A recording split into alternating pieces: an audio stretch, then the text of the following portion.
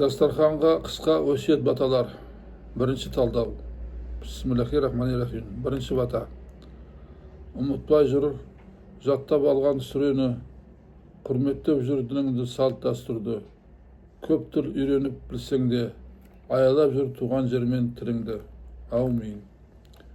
Екінші бата. Бисмиллахир-рахманир-рахим. Жарыңның қабағына мұң түсірме, бақыт бар, уайым жоқ, шат пішінде. Жүрегіңде мейірім иман болса, қадірлейді жар түгел жат кісіде.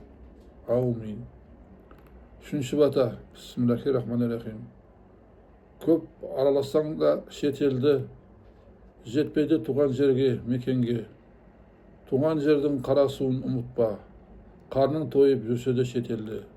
Аумин. Төртінші бата. Бисмиллахир-рахманир-рахим. Мінезіңнің қырсықтығы 40 кісілік, жатады берекемен құтты ұшырып. Қызғаныш іштен ұжитын құрт, жүйкеңді жеп, бүйректі бұқ түсіріп. Аумин. Бесінші бата. Бисмиллахир-рахманир-рахим. Ұқсама жапырақсыз қуағашқа, өсек аян сөздерге құлақ аспа. Жаманшылықты жаныңа ұялатпа. Жақсы болсаң, бармассың қиянатқа. Аумин. Алтыншы бата. Домбыраны сыбызғыны қорғап жүр, күйлерді де бабалардың тартып жүр.